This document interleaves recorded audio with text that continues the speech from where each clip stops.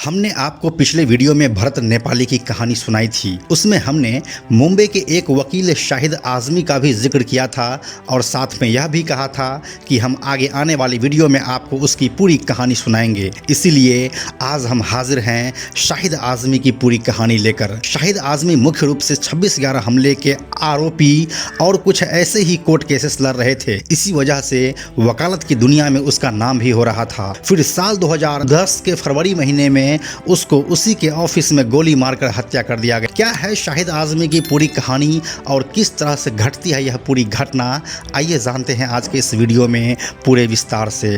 नमस्कार, मेरा नाम है प्रशांत और आप देख रहे हैं बेजोरजोरा.com का यूट्यूब चैनल। शाहिद आज़मी का जन्म साल 1977 में हुआ था।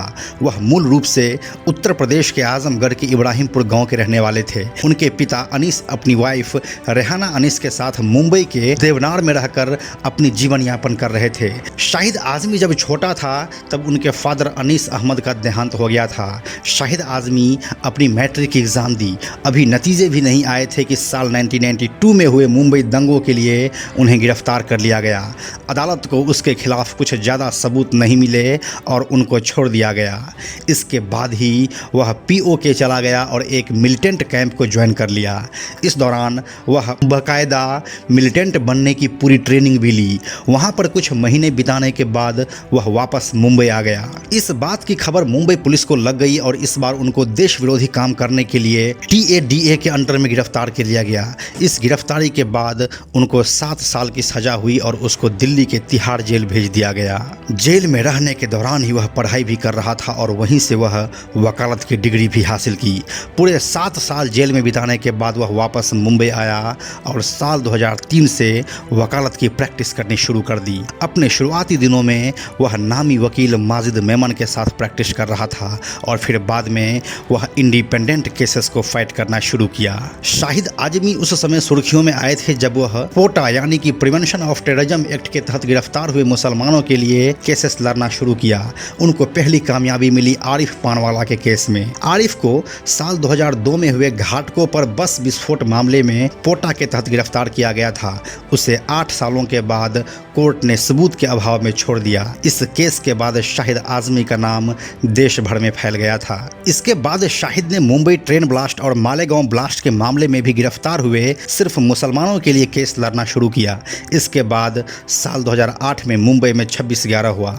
इस मामले का एक आरोपी था फ़हीम अंसारी। शाहिद आज़मी उस केस को सुप्रीम कोर्ट में लड़ रहा था। इसके बाद आता है 11 फरवरी साल 2010।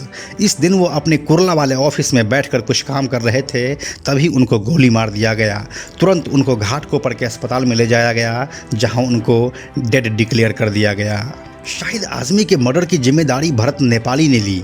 भरत नेपाली मुंबई अंडरवर्ल्ड का एक गैंगस्टर था जो पहले छोटा राजन के लिए काम करता था। फिर साल 2005 में वह राजन से अलग हो गया और अपना खुद का गैंग बना लिया। इस मर्डर के पीछे भरत नेपाली का लॉजिक यह था कि शाहिद देश विरोधी कामों में संलिप्त रहने वाले लोगों के लिए केसेस लड़ रहा था, इसीलिए उसको मारना पड़ा। अगर आप अभी तक भरत नेपाली वाला वीडियो नहीं देखे हैं तो ऊपर के आई बटन पर क्लिक करके देख सकते हैं। साथ ही उस वीडियो का लिंक हम नीचे डिस्क्रिप्शन में भी दे देंगे, आप वहां से भी उसे देख सकते हैं। शाहिद आज़मी के बारे में अगर हम एक और रेफरेंस दें तो यह मुंबई में विधायक अबू आज़मी के भतीजे हैं। बॉलीवुड एक्ट्रेस आयशा टाकिया उनकी सिस्टर इन लॉ है। शाहिद आज़मी के लाइफ पर बेस्ड साल 2013 में बॉलीवुड में शाहिद नाम से एक फिल्म भी बनी है जिसमें राजकुमार राव मुख्य किरदार में है और इसे निर्देशित किया है हंसल मेहता ने। इस फिल्म को फिल्म क्रिटिक्स ने खूब पसंद किया था। तो यही थी शाहिद आज़मी की पूरी कहानी।